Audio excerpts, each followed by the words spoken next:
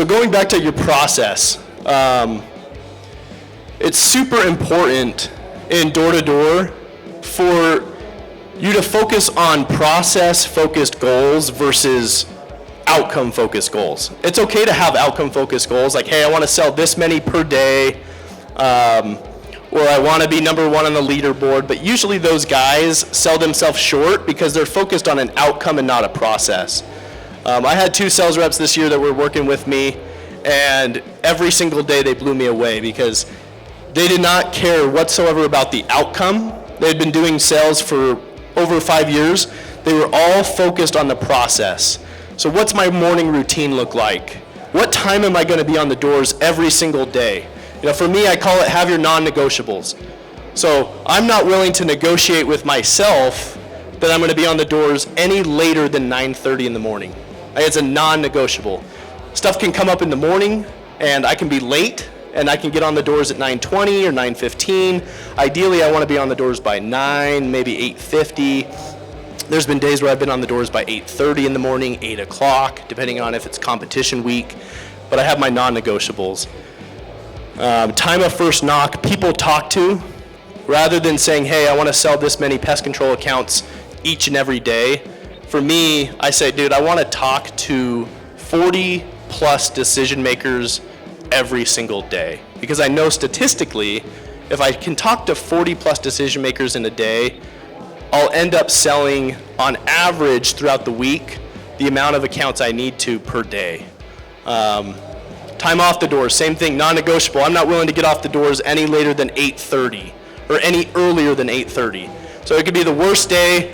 I could be sitting at 2 accounts. I could have been bit by 2 dogs, had the cops call on me 3 times, and just over with the day. And I'll go sit on the curb for an hour and a half if I need to, because it's a non-negotiable. I'm not leaving my area till 8:30 or later. Oftentimes you go sit on the curb at 7 o'clock because you're done with the day. After 10, 15 minutes, you're okay to go back and knock some more doors. You kind of get over your little emotional storm. Build your process. So like I said, have your non-negotiables, have a morning routine. You know, it's kind of funny, I lived with a technician this year, and he was on a phone call with his mom, and he was like, Mom, it's so funny, like, people always talk about your morning routine and like how you need to go to the gym and meditate and read, 5 pages out of a book and write in your journal and do all these things in the morning before your day starts. He's like, Marshall, I'm living with this kid in a hotel for like 2-3 months. He's like, Marshall just wakes up, he puts his knocking gear on, and he just gets out of the apartment within 5 minutes of waking up. Like, there's nothing else. He wakes up, puts his shoes on, and he's out the door. And that's my process. That's what works for me. What works for me doesn't work for everybody, right? So figure out what works for you. Maybe it is, hey, dude, to get my mind in the right space, I need to get a workout in the morning. For me, I want to get on the doors as early as possible, and I need my 8 hours of sleep. So I'm going to wake up at 8 o'clock, and I'm going to get out of the apartment or out of the hotel as early as possible. Efficient execution, focus on quality doors, win the morning, minimize breaks, speed kills, like Adam Shantz in the last training was talking about. Your time is your biggest commodity, so don't lose it and don't give it away. Use it with the right people, the people that are qualified, that are showing interest. And at the very end of my day, I prioritize all my high-value opportunities. So if somebody wants me to come back to their house or talk to the homeowner later in the day, I'm gonna qualify them and see, okay, are they 1, 2, or 3 in terms of priority? And I'm gonna try to set those for after dark and circle back when I'm done knocking fresh doors all day. And then everybody has a different mentality. My mentality is I don't focus on selling 10 accounts or 12 accounts or a certain number every day. I do in the back of my mind, and I have a goal for the week, but I learned a valuable lesson a couple years ago. I went out one day and I sold 17 accounts.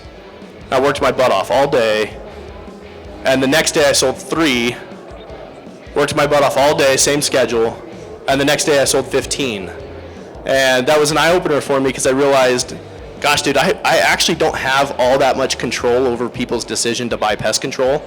At the end of the day, they have their free agency, and all I have control over is my process-focused goals. What time am I on the doors? What time am I off? Am I putting in the work? And I'm just focusing on getting one. Like, let me go get one as early as I can in the day, and once I get one, that kind of takes the edge off, gives me a little bit of momentum. That's why I'm a big fan. I did a podcast recently, maybe like started some controversy on correlation. I'm a big fan of correlation, but I also am not. I hate correlation because I want to be on the doors as early as possible and get momentum early in the day by getting on the doors in the morning. Okay, spiral upwards, not downwards. I see this especially with young sales reps, but even just reps that have been in the industry for a while that are a little bit emotional, and I've been there myself, and I've had to catch myself in the downward spiral. So this is where a guy goes out, he decides, dude, I want to sell a lot of accounts today, so I'm going to go work really hard, and he works really, really hard, and he doesn't get the outcome he had hoped for. So he didn't sell the 5 or 6 accounts he had hoped for, despite working all day, getting on the doors early, and working till late. And because he doesn't get the desired outcome, it affects his attitude and his mindset. And when it affects his attitude and his mindset, then he loses a little bit of that belief, and the next day he decides, you know what, I'm not going to get on the doors as early, and I'm not going to give it as much, and I'm not going to knock as late because last time I did that, it didn't work out.